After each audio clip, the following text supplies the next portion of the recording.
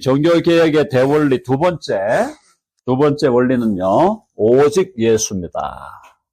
해볼까요? 오직 예수. 오직 예수. 네. 그래서 이제 오직 예수 그리스도라 해서, 솔루스 크리스투스라 그럽니다. 네. 솔루스 크리스투스. 해볼까요? 솔루스 크리스투스. 네. 이거 라틴 텀이고요. 사도행전 4장 12절. 사도행전 4장 12절. 거기 보면 베드로가 지금 유대인의 공회에 불려가가지고 이야기를 한 겁니다. 가서 얘기하면서 거기 보니까 관리들과 장로들과 서기관들이 예루살렘에 모였고 대제사장 5절 6절 보면은 안나스, 가야바, 요한, 알렉산더 대제사장의 문족이 다 참여하여 사도들을 가운데 세우고 묻되 이렇게 돼 있단 말이에요. 그래서 사도들에게 물었는데 묻되 뭐라고 보냐면 7절에 너희가 무슨 권세와 누구의 이름으로 이 일을 행하였느냐. 무슨 권세와 누구의 이름으로 이 일을 행하였느냐. 왜 전도하냐. 너희 왜 이렇게 시끄럽게 하고 전도하냐. 막 그러니까 베드로가 한 말입니다. 4장 12절에 베드로가 한 말이 다른 이로서는 구원을 받을 수 없나니 천하 사람 중에 구원을 받을 만한 다른 이름을 우리에게 주신 일이 없음이라 하였더라. 오직 예수죠. 그래서 예수 그리스도의 유일성입니다. 한번 해봅시다. 유일성. 네. 유일성이라고 해서 요걸 이제 영어로는 이제 우리가 uniqueness라는 단어를 씁니다. uniqueness of Jesus Christ. 예수 그리스도의 유일성.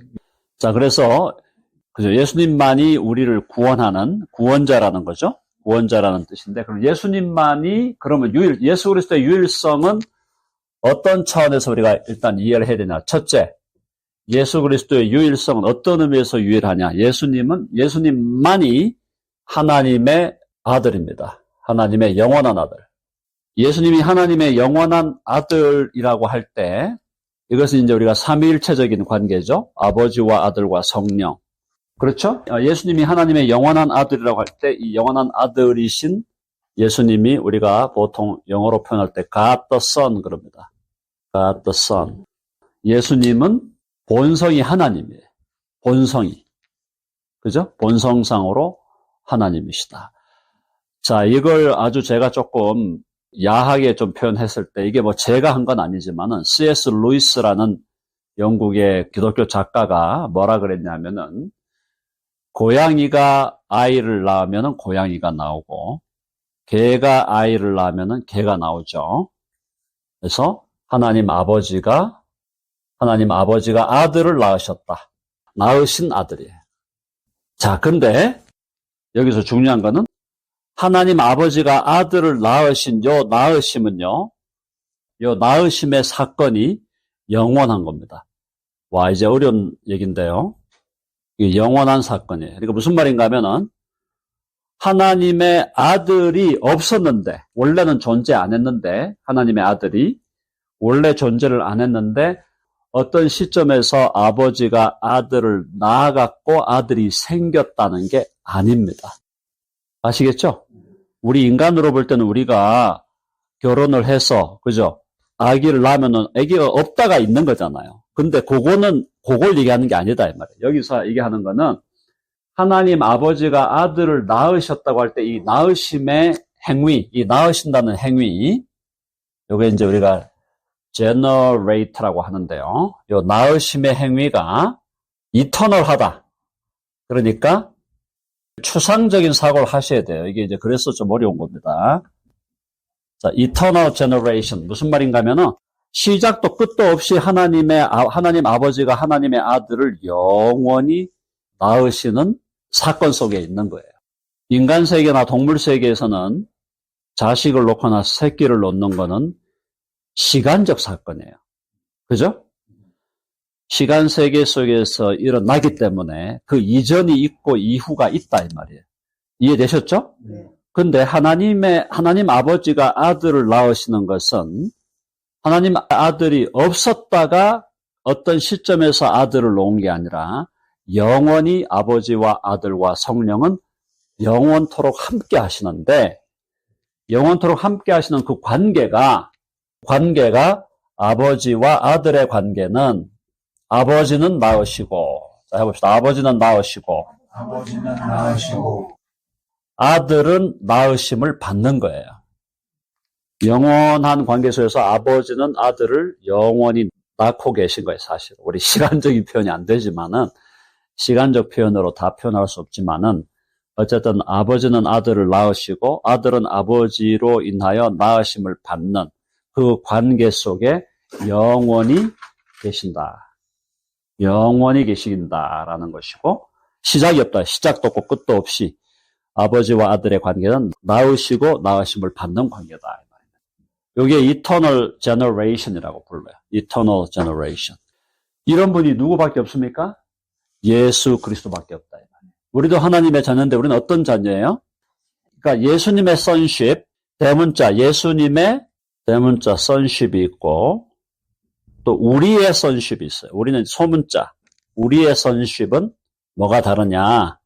혹은 우리의 childrenhood라 그러죠. 예수님의 아들 되심, 대문자 S, sonship이죠. 예수님의 아들 되심하고 우리의 소문자 S, 우리의 아들 됨 혹은 우리의 자녀 됨, 감은 오시죠, 대충. 감은 오는데, 그러면 예수님의 아들 되심하고 우리의 아들 됨의 차이는 뭐냐면은 예수님의 아들 되심은 이건 내추럴한 거예요, 내추럴한 거. 자연적인 아들의 되심이고 본질적 아들 되심이에요. essential하다. 본질적인 아들 되심. 그러니까 자연적 아들, 본질적인 아들 되심입니다. 여기 이제 예수님께만 해당되는 거고 우리의 아들 됨은 자연적이라기보다는 우리의 아들 됨을 요거를 영어로 뭐라고 표현했냐면은 adoption이다. adoption. 양자를 삼았다. 양자적 자녀됨이에요. 혹은 입양적 자녀됨이에요. 좀 차이를 이해하시겠어요?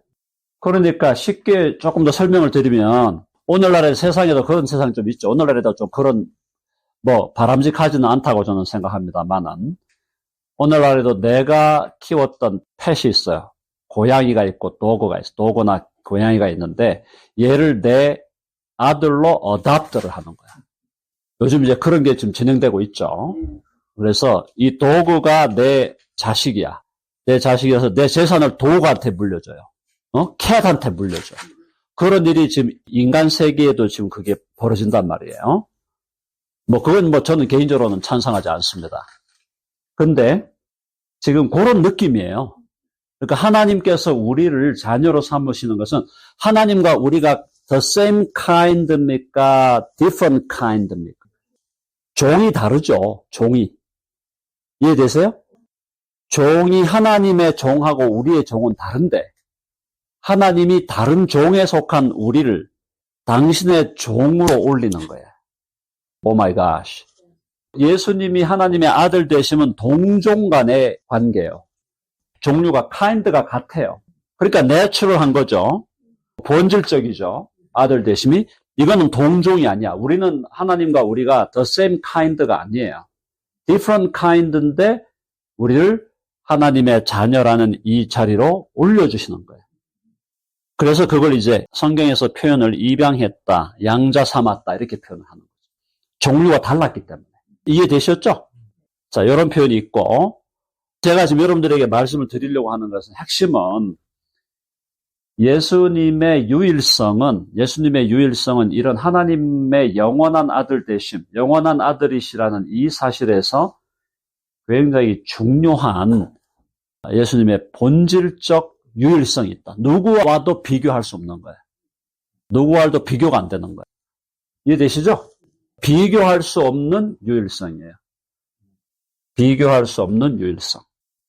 바로 이 부분이 바로 뭐냐면 예수님의 존재론이죠. 이 예수님의 존재론이에요. 예수님의 존재론은 이런 존재론이라는 걸 우리가 이해해야만 예수님이 우리 보고 친구라 그러신단 말이에요. 그 친구라 그러시다고 해도 그것이 동종 간의 친구가 아닌 거죠, 사실은. 그죠? 여전히 예수님과 우리 사이에는 구별이 있는 거죠. 근데 구별이 있는데 또 예수님은 우리를 친구라. 그래서 그렇게 하기 위해서 인성을 입고 오시잖아요. 원래 존재론이 이거였고, 그 다음에 두 번째가, 여기 이제 다섯 번째, 5번인데, 예수님의 존재론의 두 번째가 뭐냐면, 하나님의 아들이시면서 이분이 어떻게 하신 거예요? 성육신 하신 거예요, 성육신. 성육신은 뭡니까? 인성을 입으신 거예요. take upon human nature. 그러니까, 본질적으로 예수 그리스도는 인성을 입기 전에도 하나님의 본질적인 아들로서의 비교할 수 없는 유일성을 갖고 계셨고, 또 그 아들이 사람의 인성을 입고 오셨잖아요.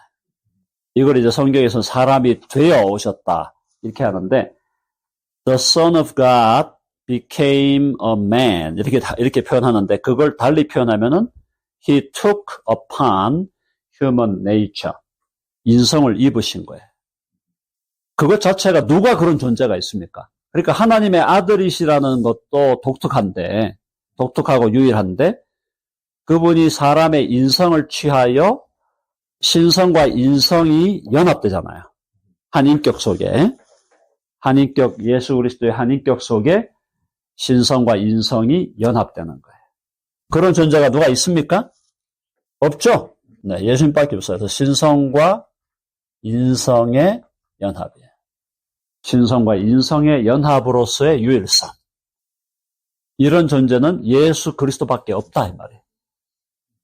인간의 지금 몸을 입고 계신데 내가 하나님이라고 주장하는 사이비 교주들은 많지만, 사이비 교주들이 많죠. 사이비들이 문선명도 내가 하나님이라고 그러고, 재림 예수라고 그러고, 박태선도 그러고, 정명석도 그러고, 오늘날 안상홍도 그러고, 그런 우스갯소리 있잖아요. 계룡산 근처에 가면은 내가 재림주라고 그러고 내가 하나님이라고 하는 그런 사람들이 한 50명 이상 모여 산다고. 자, 그런 정신이 좀 나간 분들을 외에 진정으로 하나님이시면서 사람의 인성을 취하여 연합되신 분은 예수 그리스도밖에 없다, 이 말이에요.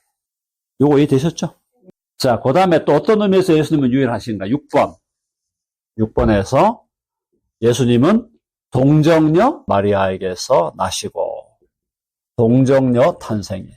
처녀 잉태, 동정녀 탄생. 같은 말이죠. 자, 처녀가 잉태한다. 불가능한 얘기죠. 의학적으로 불가능한 얘기입니다. 그렇죠? 처녀가 잉태한다. 불가능한 얘기. 마리아가 이때 나이가 10대란 말이에요. 10대.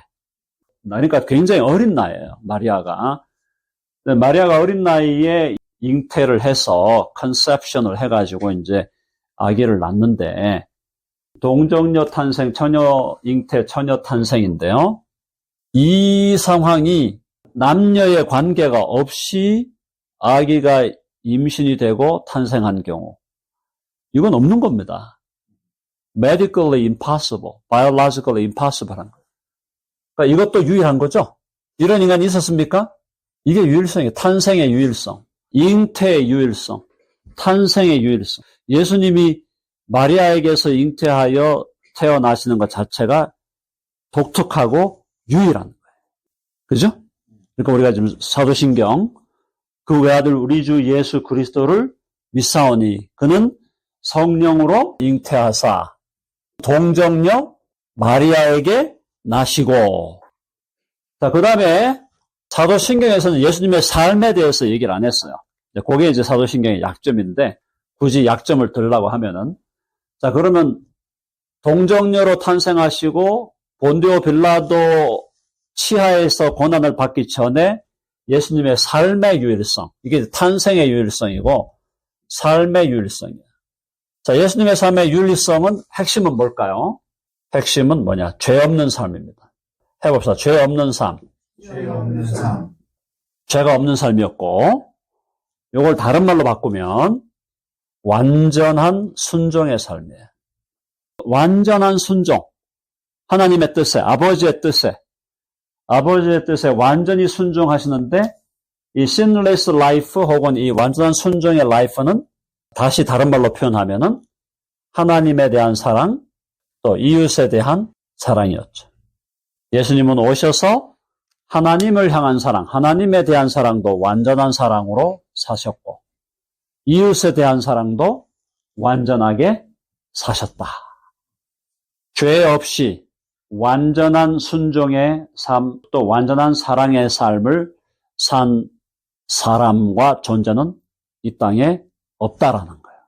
예수님밖에 없다는 거예요. 석가모니도 아니고 마호메트도 아니고 무슨 소크라테스도 아니고 힌두교의 무슨 여러 구루들도 아니고 공자도 아니고 맹자도 아니고 노자도 아니고 예수 그리스도가 철저하게 죄 없는 완전한 순종과 사랑의 삶을 살아냈다라는 겁니다. 삶의 유일성. 그 다음에 뭐가 또 있을까요? 어떻게 죽으셨죠? 본디오 빌라도에게 고난을 받으사 십자가에 못 박혀 죽으시고, 예수님의 죽음의 유일성은 해봅시다. 대속의 죽음이었다. 대속의 죽음이죠? 자, 아까도 제가 설교 중에 말씀드렸지만 예수님이 십자가에 달려 죽으신 게 자신의 죄 때문인가요? 아니면은 우리들의 죄 때문? 우리의 죄 때문.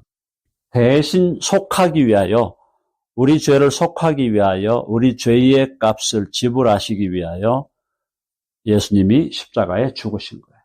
십자가에 수많은 사람이 달렸습니다. 로마 제국이 십자가에서 사람들을 처형했어요. 처형당한 사람이 수만일 거예요. 근데 왜 예수 그리스도의 십자가가 그렇게 유일하고 독특한가? 그것은 예수 그리스도는 자신의 죄의 값을 지불하기 위해 죽은 것이 아니라 바로 나와 우리 모두의 죄의 싹을 지불하기 위한 대속의 죽음을 죽으셨기 때문에 예수님은 유일하시다라는 겁니다. 이런 존재가 없었다는 거고, 다음에 죽으심이 유일하시고, 그 다음 뭐 했죠? 본디오 빌라도에게 고난을 받아서 십자가에 못 박혀 죽으시고, 그 다음에 장사한 지 사흘 만에 죽은 자 가운데서 다시 살아나시며 부활의 유일성. 해봅시다. 부활의 유일성. 부활의 유일성. 부활한 존재가 없었습니다. 이 부활은요, 어떤 사람이 심지어 의학적으로 그런 경우가 있으니까 의학적으로 사망 선고를 받았는데 다시 살아난 사람이 있었어요. 그런 케이스들이 분명히 있었어요. 그죠? 근데 그 사람들은 부활한 게 아니에요. 부활과 재생으로 봐야 돼요. 부활과 재생은 다릅니다. 자, 예를 들어서 나사로가 죽었죠? 무덤에 갇혀갖고 며칠이 지났어요. 나흘이 되었다 그랬나? 그래서 냄새가 난다 그랬단 말이에요. 그를 예수님이 살려내잖아요? 그러면 그거는 재생이야. 왜 부활이 아니냐면 부활은 부활한 다음에는 또 죽으면 안 돼요. 그렇죠? 부활한 다음에 또 죽으면 안 되는데 나사로는 재생한 거예요. 재생되었다가 나사로는 결국 또 죽었어요. 그 차이 아시겠죠? 그러니까 예수님의 부활은 한번 부활하신 다음에 그 다음엔 죽으실 수도 없고 죽으시지도 않으시는 거예요. 완전히 영원히 사는 거고, 재생은 죽었다가 다시 살아났지만 또 죽는 거야. 그 차이가 있다. 그러니까 재생한 사람들은 있었냐? 뭐 있었다고 봐야 될 것 같아. 근데 부활은 예수 그리스도밖에 없었다. 부활의 유일성. 자, 부활하시고 마지막 뭐겠습니까? 재림이죠? 재림. 해보세요. 재림의 유일성.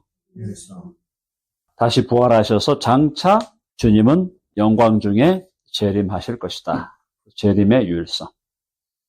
자, 그래서 예수님이 하나님의 아들이시고 본질상 하나님이시기 때문에 우리는 예수님을 뭘로 고백합니까? 예수님을 로드라고 고백하고, 그 다음에 로드 앤 우리 죄의 값을 지불하신, 십자가로 죄의 값을 지불하셨으므로 그분은 우리가 Savior, Lord and Savior, 주님과 구주 혹은 구세주로 우리가 예수 그리스도를 영접하여 믿는 것입니다. 자, 그래서 예수 그리스도를 나의 주님으로, 주님은 우리의 하나님이시고 하나님의 아들이시고, 그래서 만왕의 왕이시고 만주의 주이시고, 그런 우리 성경에 여러 표현들이 있는데 그 예수님의 주님 되심을 인정하고 그분을 내게로 우리의 영혼 안으로, 우리의 심령 안으로, 우리의 삶 안으로 영접하고, 또 그분이 나를 구원하시는 유일한 분이다. 나를 위해 죽으시고 부활하셔서 나를 구원하시는 유일하신 분이기 때문에 그분을 나의 세이비어로, 나의 구주로 혹은 구세주로 영접함을 통해서 그래서 구원이 이루어지는 것이다. 주님과 구세주로 영접하면 구원이 이루어진다. 자, 한번 해보세요. 영접하는 자, 영접하는 자, 곧 그 이름을 그 이름 믿는 자들에게는 하나님의 자녀가 되는 권세를 주셨으니. 그렇죠? 네, 이게 핵심 포인트. 오직 예수, 예수님의 유일하심이 본질적으로 이렇게 유일하시고 본질적으로 그분의 성육신, 또 그분의 동정녀 탄생, 그분의 삶의 유일성, 그분의 죽음의 유일성, 그분의 부활의 유일성, 그분의 재림의 유일성. 어떤 누구와도 비교할 수 없는, 비교가 안 되는 가르침에 있어서 일부 가르침이 오버랩은 있잖아요. 오버랩 있죠. 석가모니도 살생하지 마. 사람만 죽이는 게 아니고 개미도 죽이지 말고 파리도 죽이지 말고 어쨌든 살인하지 말라고 한 그 살인하지 말라고 한 거에 대해서 석가모니도 인정했단 말이에요. 윤리적으로. 간음하지 마. 결혼해서 간음하지 마. 그런 건 이제 윤리적으로는 오버랩이 있는 거예요. 그렇죠? 근데 윤리적인 오버랩이 있다고 해서 그러면 석가모니가 날 위해 죽었나? 석가모니가 날 위해 죽었나요? 석가모니 부활했나요? 석가모니의 무덤, 인도에 가면 석가모니의 무덤을 엄청나게 멋있게 만들어놔요. 화려하게 만들어요. 예수님의 무덤은 해봅시다. 빈 무덤. 무덤이 비어 있어요. 무덤이 비어 있으니까 가서 그걸 가가지고 무슨 절을 하고 무슨 시신이라도 있어야 절을 할까요? 공자의 그 무덤도 중국 가면은 엄청나게 멋있게. 모하메드의 무덤도 엄청나게 만들어놨어요. 이집트의 여러 바로들의 무덤이 피라미드 아니에요. 피라미드이 다 그 무덤들 아니에요. 여러 바로들. 우리나라에도 가면요. 가야 시대, 신라 시대 엄청난 무덤을 만들어놨어요. 무덤이 크기가 막 엄청나게 커요. 무덤 크기가 거의 우리 교회당 이 전체만한 그냥. 분봉으로 만들어서 이렇게 만들어가지고 이렇게 큰 무덤들이 엄청나게 많아요. 근데 우리 예수님의 무덤은 비어 있는 거예요. 부활하신 주님. 부활하셔서 지금도 우리와 함께 하시고. 예수님이 어디에 있나? 예수님은 우리 마음속에 계시고, 예수님은 우리 가운데도 계시고, 예수님이 계시지 않는 곳이 없다. 모든 곳에 계시고, 우리가 어디에 가든지 예수님은 우리와 함께 하시고, 부활의 유일성, 다시 오실 재림의 유일성, 그분의 십자가의 대속의 죽으심. 나의 하나님, 어찌하여 나를 버리셨나이까. 다 이루었도다. 그분의 삶, 예수님이 자신을 위한 인생은 한 1초도 사시지 않으신, 1초도 자기를 위해 사신 적이 없는, 모든 시간을 하나님을 위해 사시고 모든 시간을 이웃을 위한 사랑으로 사신 분. 누가 이걸 비교할 수 있겠어요? 탄생에 있어서의 유일성, 인간과 인성과 신성이 연합된 유일성, 그리고 그분의 본래적인 유일성. 그래서 오직 예수님밖에 없죠. 네, 해봅시다. 오직 예수. 예수님 비교할 수 없다. 비교할 수. 존 스타트라는 목사님이 성공의 목사님이죠. 성공의 목사님으로 20세기 복음주의 최고의 지도자 아닙니까? 이 사람이 영국의 존 스타트하고 미국의 빌리 그레함이 대표적인 이제 복음주의 지도자. 존 스타트가 뭐라 그랬냐면 이 사람이 쓴 유명한 책이 Incomparable Christ. 비교할 수 없는 그리스도. 존 스타트의 책 Incomparable Christ. 비교할 수 없는 그리스도. 우리가 비교할 수 없이 유일하신, 누구도 비교가 안 되는 그 예수 그리스도를 우리가 발견하고 만날 때, 이러한 예수님을 만날 때 우리는 예수님의 이제 뭘 느끼느냐? 예수님에 대한 느낌이 어떤 느낌이냐? 예수님에 대한 느낌. 첫째, 예수님은 영광스럽다. 이렇게 느껴지죠. 영광스럽다. 영광스러운 거다. glorious.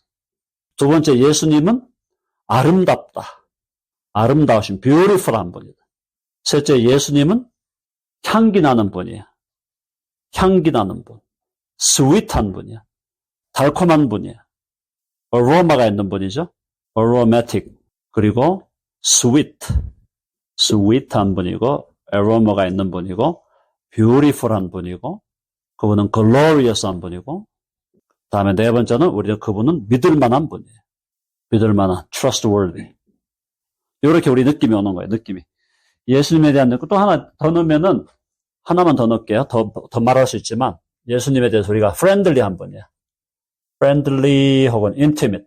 그래서 예수님은 우리가 영광스러운 분으로 느낌이 오고, 예수님 생각할 때 glorious. 예수님은 beautiful. 어느 누구보다 더 아름다우신 분. 향기 나는 분이에요. aroma가 있는 분이에요. sweet하신 분이에요. 믿을 만한 trustworthy, 의지할 만한. 그리고 예수님은 friendly, 친밀하게 우리에게 다가오시는. 가깝게. 하나님 아버지는 뭔가 모르게 조금 이렇게 거리가 있어 보이는데 예수님은 좀 거리가 없이 friendly하고 intimate한 그런 느낌을 받을 수 있는. 왜? 우리와 동일한 인성을 입으셨기 때문에 뭐 하나님 아버지도 너무나 완전하게 아시지만 우리가 경험하는 연약함과 이런 것들을 예수님이 다 경험했잖아요. 피곤함도 경험하시고 막 배도 고프고 근육 땡겨가지고 막 다리도 아프고 무릎이 나가고 막 그러셨을 거야 아마. 팔도 막 꺾여가지고 막 힘드시고 그걸 다 겪으신 거예요. 눈물과 갈증과 유혹, 마귀의 유혹도 당하시고 예수님이. 그래서 예수님은 우리가 가깝게 느낄 수 있는 분이다. 그래서 이런 느낌으로 또 예수님을 계속 여러분 만나고 경험하게 되시기를 바랍니다. 네, 이걸로 오늘 강의 일단 마치겠습니다.